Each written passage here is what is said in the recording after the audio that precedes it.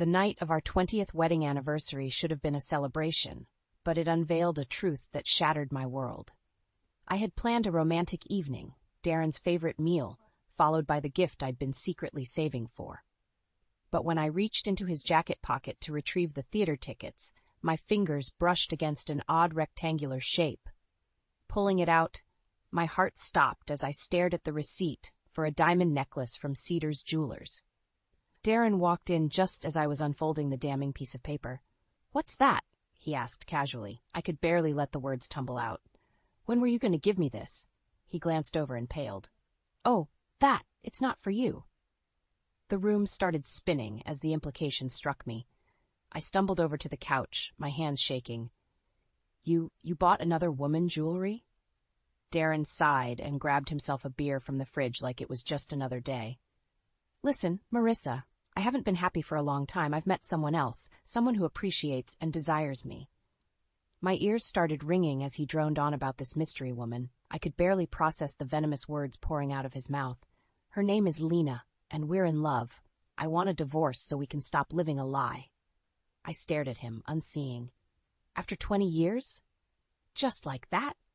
He shrugged nonchalantly. "I'm sorry, but it's over. God, we'll have to split assets and figure out what's best for Ethan, of course. I'm seeing a lawyer first thing tomorrow." "So that's it?" I screamed, the betrayal and humiliation burning through me. The vase of fresh roses I'd bought for our anniversary went crashing against the wall, stemming briefly splattering petals over the hardwood. "You just throw away 20 years without even trying to fix things?" Darren didn't even flinch. A detached look on his face as he studied his beer bottle. "There's nothing to fix, Marissa. We're just delaying the inevitable by staying in this loveless marriage." I wanted to claw his eyes out, rage and disbelief coursing through me. Who was this stranger casually destroying everything we had built? Then a new fear gripped me, cold and hard in the pit of my stomach. "What about Ethan?" I whispered, trying to regain some composure. "You can't take him from me." "Don't worry, we'll negotiate that too. To be honest, he'll probably want to live with me and Lena once he gets used to the idea." White-hot anger flashed through me again at the thought of some homewrecker trying to replace me as Ethan's mother. Screw being civil. This was war. I took a deep breath, steadying myself. Darren thought he could just waltz out and discard me when it suited him. But I wouldn't go down without a vicious fight. I would use every ounce of strength to protect my son and make Darren pay for throwing away our sacred vows. He was about to learn you don't terrorize a wife and mother without suffering the consequences. The night dragged on in a blur of tears and anger after Darren's bombshell confession. I barely slept, my mind spinning over his callous dismissal of our marriage vows. How could the man I loved discard me so easily for some young tart from the office? In the cold light of morning, I got my first look at the woman he'd risked everything for, Lena. Just 28 years old, with a vapid social media presence full of pouty selfies, she looked barely older than the college girls I counseled with fake breasts and hair extensions. I felt ill thinking about Darren's wandering hands on her plastic body. Over bland cereal that scratched my raw throat, I asked Ethan if he'd suspected anything. My son just shook his head, eyes vacant from the trauma of seeing his parents' marriage implode. I longed to protect him, but Darren had other ideas. "We need to talk about living situations," he said in an infuriatingly calm voice when I refused to answer his calls. "I think it's best if Ethan stays with me during the separation." Like hell, I spat, unable to mask my fury at his audacity. "You really think parading your office mattress in front of our son is appropriate?" "Don't start with the insults, Marissa. This is hard enough." My blood boiled at his feigned concern. "You threw our family away the moment you stuck your dick in that bimbo." "Mom," Ethan gasped, clearly uncomfortable witnessing our toxic exchange. "That's enough," Darren said sternly. "This hostility isn't good for Ethan. We'll discuss custody arrangements through our lawyers." "You mean your lawyers," I shot back. "Which shark did you hire to take my son away from me?" He sighed in exasperation. "Always the drama queen." Those 4 words detonated my anger into blinding fury. "Drama queen? I spent 20 years caring for our home and child while you chased money and strange." I hurled the closest object at hand, a ceramic chicken objet d'art that Darren's mother had gifted us. It shattered against the wall next to his head. "Mom, stop!" Ethan cried out. But I was seeing red, unleashing 2 decades of resentment. "You never appreciated any of my sacrifices. Well, if you think I'm going down without scorched earth retribution, you're dumber than you look." Darren flinched as shrapnel pelted his designer shirt, finally seeing the menace in my eyes. Without a word, he strode out, letting the front door slam behind him. I collapsed onto the sofa, with his chest heaving, as Ethan stared at me warily. I was consumed by a new protective rage. Darren wanted to cast me and my son aside like rubbish? Well, he was in for a brutal awakening. I may have lost my husband and the life I'd known, but I would claw my way through hell to ensure Darren's ultimate demise, both professionally and personally. He wanted to see drama? I would become his worst nightmare, stopping at nothing to destroy him. Ethan didn't deserve to see this war. But I had no other choice now. The man I'd loved had become a soulless enemy, and by God, he would reap the agonizing consequences. I needed a plan. Some way to fight back against Darren's legal barracudas and regain control over my life. But I couldn't take him on alone. He held all the financial power after 2 decades of me deferring to his breadwinner status. That's when Grant, my older brother, stepped in as my first line of defense. "You can't let that bastard bully you out of everything," he growled after I spilled the whole sordid tale over a bottle of Cabernet at his place.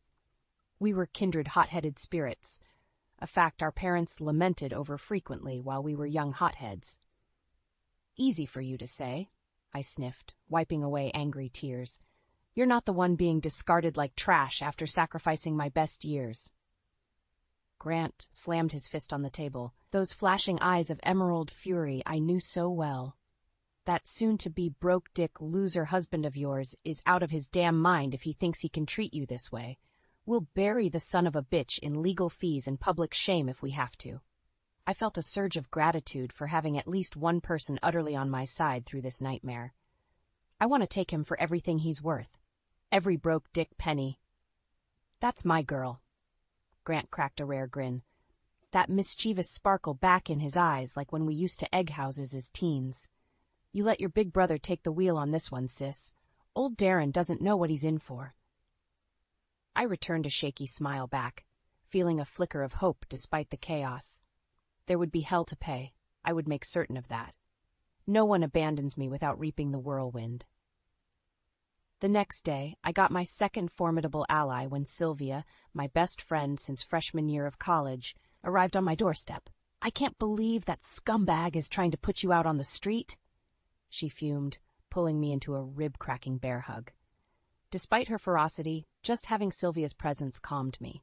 She'd been my rock during every major life event the past 20 years. And now, true to form, she had my back during this worst betrayal of all.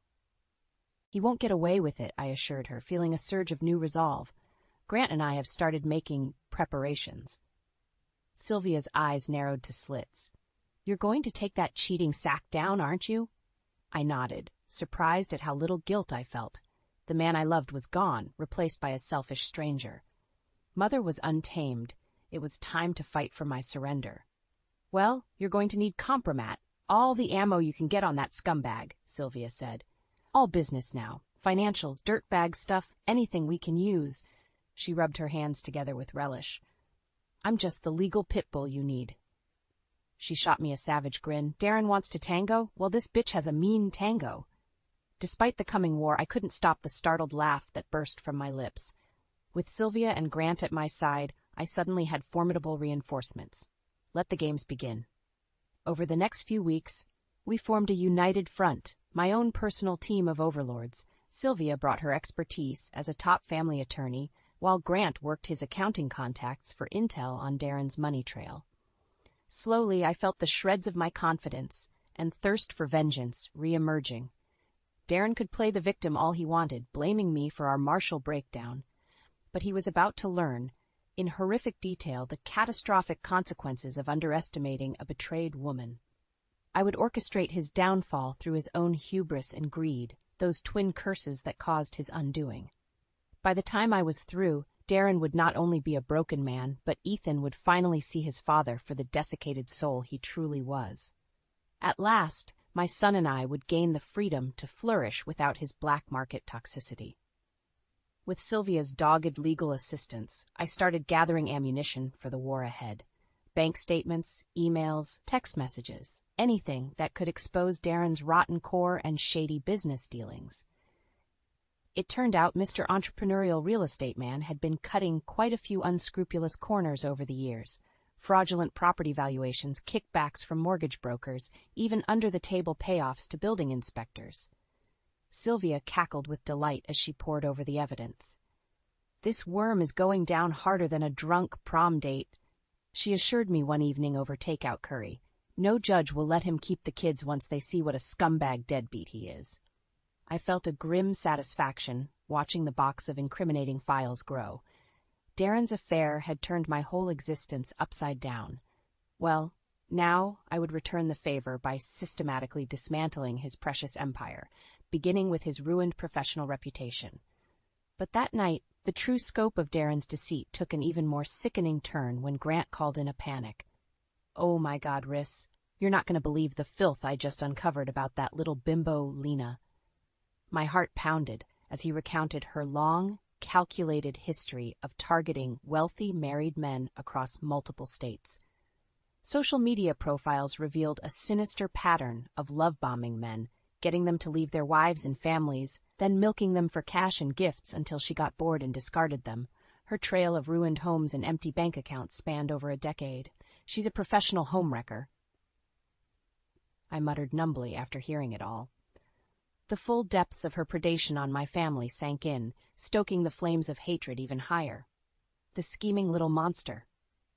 "Precisely," Grant growled, so full of disgust I could picture his face flushing crimson. "And that's not even the worst of it. Old pal from high school who works Vice sent over some police reports." As he laid out the grisly new details, my blood turned to ice in my veins. Arrests for solicitation, allegations of theft, stalking, and drug charges. Lena was far more nefarious than some harmless gold-digging floozy. "Oh my God," I gasped once he finished, my head spinning.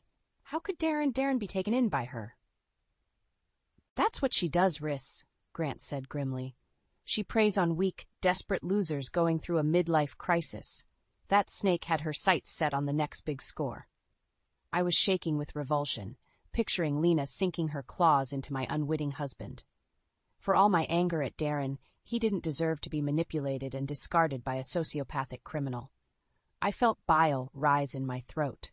Nobody plays with my family without suffering the ultimate consequences. "We need to end this now," I said, a cold finality in my voice that surprised even me. "Darren has severely underestimated who he's dealing with."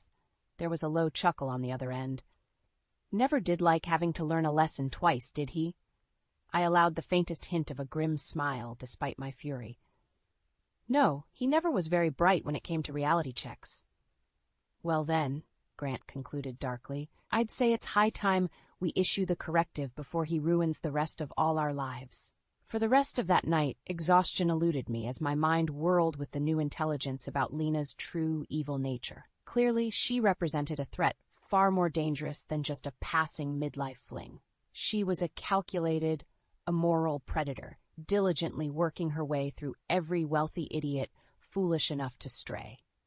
Well, I would happily become her undoing. No one destroys my family's lives without paying a butcher's ransom in return.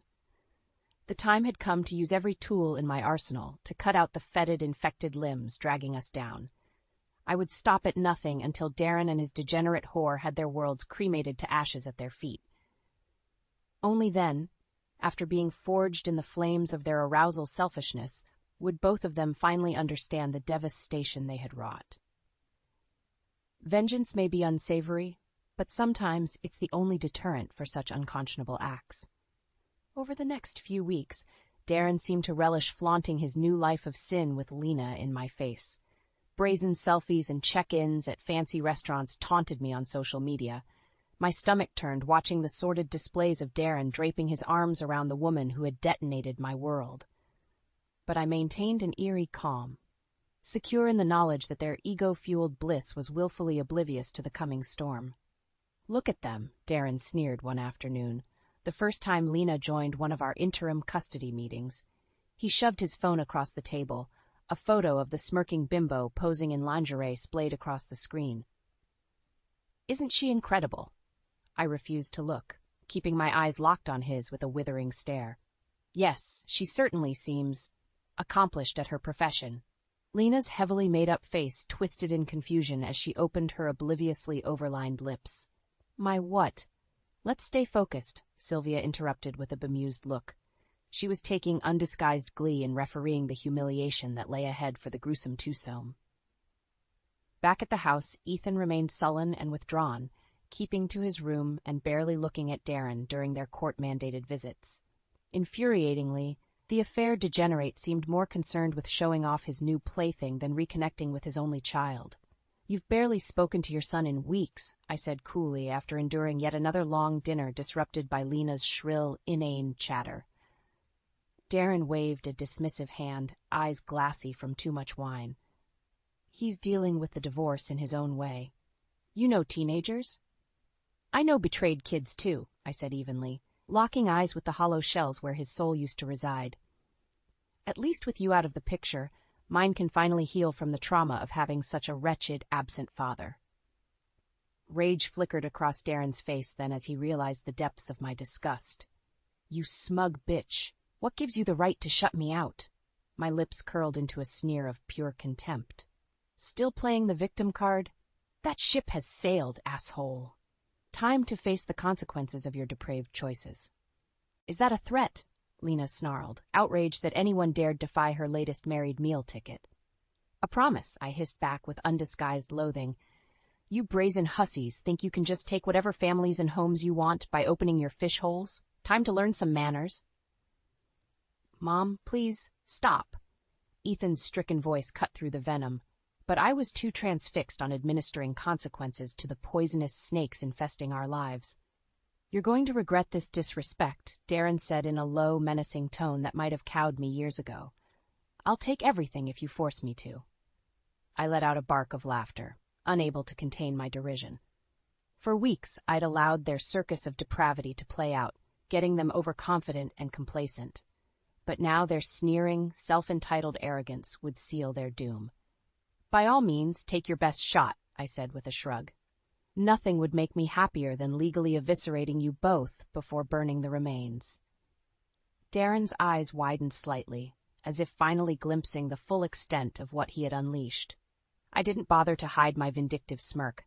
Let him marinate in dread. It was but a faint taste of the hell to come. Sylvia slid a folder of paperwork across the table then, still grinning. "We've prepared a preliminary asset division agreement for your consideration." As the sniveling fools pawed through the legalese, my gaze drifted to Ethan. His young face was etched with misery and resignation that no child should have to bear. It cemented my resolve. Ridding our lives of Darren and Lena's toxic effects was non-negotiable. They could dismiss me as some deranged, overly dramatic shrew for now, but soon their overconfident arrogance would be shattered. Underestimating me, a mother pushed to the brink, would be the first in a catastrophic series of errors, and I would luxuriate in every anguished second of their undoing. With each passing week, Darren and Lena's arrogance reached offensive new heights. Public displays of affection and taunting posts filled their social media accounts, rubbing my face in their debauched bliss. "Look at this," Lena crowed one afternoon, sidling up to shove her phone in my face. It showed Darren beaming as the gold-digging whore modeled a brand-new diamond tennis bracelet he'd gifted her. "Your sleazeball ex-husband has such incredible taste, doesn't he?" I fixed her with a look of pure revulsion.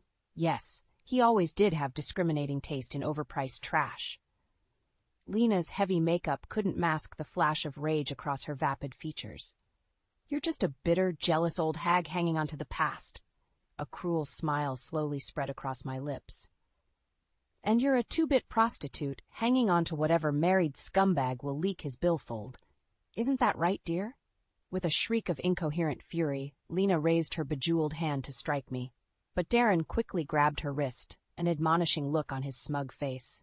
Now, ladies, let's not let our claws out in front of the boy." He shot a pointed glance toward Ethan, who was frozen in shock and embarrassment at the unseemly scene. The poor kid was being forced to witness the dregs of depravity thanks to his father's insatiable lust. "See what a degenerate bitch you raised your son around all these years?" Lena hissed through painted lips, struggling against Darren's grip. "I'll show him what a real woman is like once the divorce is final." White-hot rage lanced through me at the thought of this scorpion mother trying to slither her way into my child's life. Ethan was paying enough for his dad's mistakes without adding Lena's poison into the equation. "Over my dead body," I snarled, rising to my feet with clenched fists.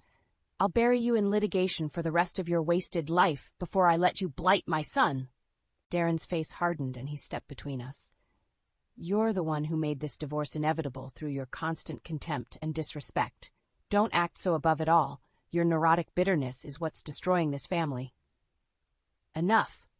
The shout came not from me, but from Ethan. We all turned in stunned silence as my son gestured wildly, anguish and rage etched across his young face. "I can't take this anymore. You two are the most selfish human beings on the planet. Do you have any idea what you're putting me through?" Darren made a move toward him. "Now, son, you just need to." "Shut up!" Ethan roared, angrier than I'd ever seen. He pointed a shaking finger at Lena, who gaped like an overstuffed fish. "And you? You're nothing more than a cheap hooker trying to buy a new family." He whirled back towards his father, wild-eyed. "And you? Trading in your real family for this whore. I don't even recognize you anymore. I'm so disgusted, so ashamed of what you've become." Tears streaked down Ethan's face then, and any remaining anger melted into heartbreak. He fled from the room, unable to endure another moment of toxicity from the monsters who destroyed our family. For several long moments, an uneasy silence hung over the shattered remains of the ugly scene. I stared at Darren with a mixture of hatred and pity. This deluded fool truly had no idea the calamity he'd invited by chasing his reckless affair. Well, it was long past time I pried those scales from his willfully blind eyes. "You think this is disrespect?" I said in a low, dangerous tone. I leaned across the table, glaring straight through him. "You have no idea the world of torment I'm about to unleash on you both. Consider this a mere overture to the main event." Lena opened her mouth, possibly to shriek more indignant protests. But I silenced her with a single frigid look. "Starting tomorrow, the real games begin," I said with steel in my voice. "And by the time this is over, I'll have burned you straight through the core of your rotten, worthless souls." With that vow hanging in the air, I turned and walked out, back ramrod straight. The unraveling had officially begun. Darren and his mistress were about to reap the consequences of their despicable actions. No more Mrs. Nice Girl. From here on out, the only priority was mutually assured destruction. True to my promise, the shockwaves of my retaliation plan began rippling out the very next day. Thanks to Sylvia's tireless work, a deluge of legal motions and allegations hit Darren from every angle imaginable. First came the notices of civil lawsuits, painting him as a fraudulent real estate developer, enriching himself through graft and racketeering. A barrage of paperwork detailed inflated home valuations, kickbacks from loan officers, even bribes paid to municipal inspectors. His shady business practices, once camouflaged behind legitimate transactions, were now laid bare in painstaking detail. Next, the criminal charges started trickling in. Money laundering, tax evasion, even allegations of investment fund misappropriation. Within a matter of days, what few legitimate business dealings Darren had were frozen as authorities began seizing assets and combing through financials. The once swaggering businessman who had so casually devastated my life was now scrambling just to keep his head above water as the ocean waves crashed over him. Of course, the vulture Lena was first to cut and run once Darren's looming legal catastrophe came into focus. One sunny afternoon, she was standing on my doorstep, raccoon eyes leaking mascara, designer luggage in tow. "You did this," she wailed, blotchy face contorted with anguish. "You crazy bitch destroyed everything." I blinked at her with mocking innocence. "I'm sorry. I don't follow. My husband abandoned me, so I took reasonable recourse to protect my financial interests, completely within my legal rights." "My rights," Lena raged, stamping her foot. "I have rights, too. All of Darren's money and assets are mine now. We were starting a new life." A cruel smile twisted my lips then. Ah! Did the little gold digger's cash cow run dry? Too bad your talons couldn't sink in deep enough before we pried them out. With a scream of bilious fury, Lena hurled her oversized designer tote at me, spilling its contents across the doorstep in a jumbled mess. Then she spun on her studded heel and fled, weeping incoherently all the while. I watched her broken, despondent figure retreat down the driveway. Good riddance to that tank of tainted money and soul poison. Darren showed up later that evening, haggard and sweat-stained. He barged past me, red-faced and shaking, and started sweeping the discarded items on the porch into a box. "So is this what you wanted?" he panted, shooting me a hate-filled look. "I'm ruined, facing jail time. Is that enough justice for you?" I stared at him in cold silence, unmoved by his tantrum. For weeks, I had diligently gathered evidence of his corruption, providing a veritable roadmap for the feds to utterly dismantle his nefarious practices. And now he was reaping his deserved misery. "This is merely a down payment," I said in an arctic tone. "For every second of anguish you put me and Ethan through, I intend to excind from your flesh until you understand the meaning of the word suffering." Darren's expression flickered with a hint of worry then as my words drove home. For the first time, he seemed to truly comprehend the depthless determination behind my pursuit of vengeance. You won't get away with this," he sputtered. "I'll fight this in court. I'll take you for everything." I let out a short bark of laughter. "Oh, Darren, you sweet deluded fool, this is merely the opening salvo of consequences for your unspeakable betrayal and immorality. The body blows are still yet to come." I took a threatening step closer, eyes blazing with fury. "The utter ruination of your body, spirit, and financial empire is now an inevitability. And once you are gasping among the cinders of your miserable existence, you may yet learn an iota of the devastation your actions have caused." Darren recoiled from me then like a scalded dog, the box of Lena's hastily abandoned belongings clutched to his chest like a shield. For the briefest of moments, a flash of terror crossed his face before the mask of indignant defiance slipped back into place. "You're insane," he managed weakly. "A spiteful monster." A cruel smile twisted my lips as I reached to slam the door in his face. "No, my dear, simply a harbinger of your well-deserved descent into hell." The clang of the door closing echoed through the foyer as I walked away without a second glance. The shockwaves were still radiating outward, dismantling every facet of Darren's wretched existence, piece by agonizing piece.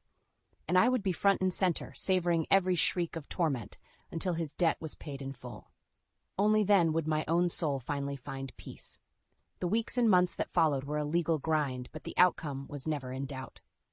Not after I'd thoroughly dismantled every pillar of Darren's formerly comfortable existence. Arraignments, depositions, bankruptcy filings, I stalked the courthouses with grim determination, ensuring each chink in his armor was pried wider until he was left defenseless.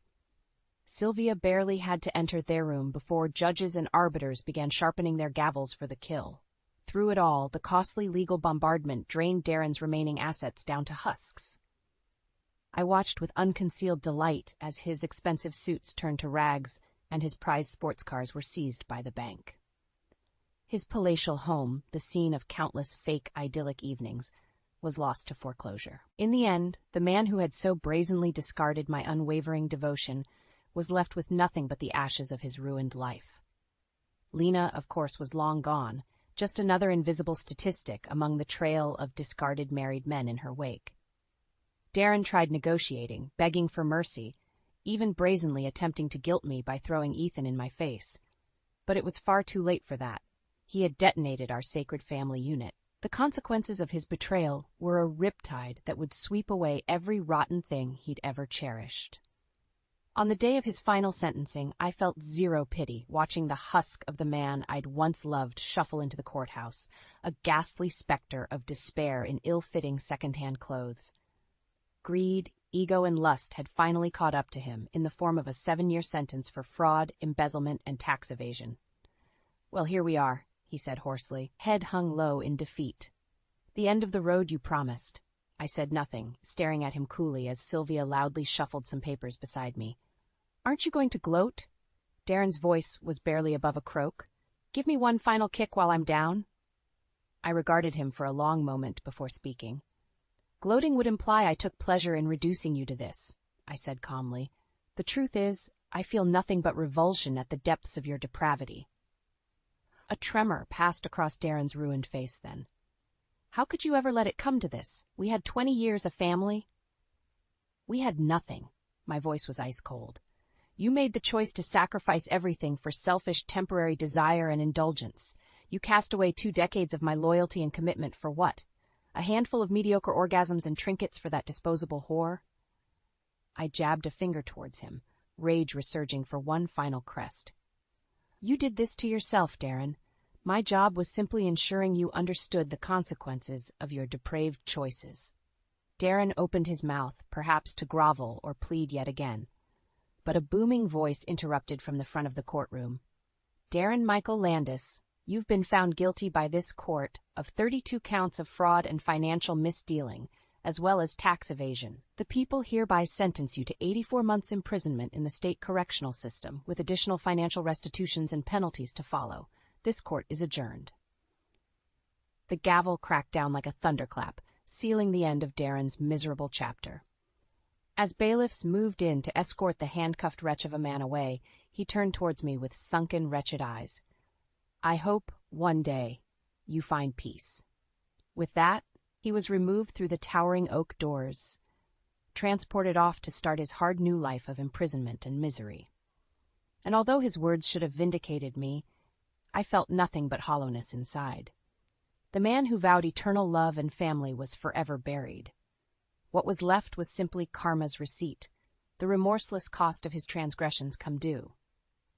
I watched through the courtroom windows as the armored transport pulled away, Darren becoming just another inmate, numbered drowning in the atrophy of regret and shattered potential. It would be a long road of empty cells, indignity, and iron bars ahead. But that path was of his own making. My role had simply been the messenger of his consequences. I may have swung the final hammer, but he was the one who willfully triggered his own destruction from the start. And as I stepped out into the brisk air, ready to rejoin Ethan and return to rebuilding our new lives, I felt unburdened. There would be no more poison, manipulation, or moral bankruptcy dictated by Darren's black hole of selfishness. We were free now, and I would ensure we stayed that way for the rest of our days.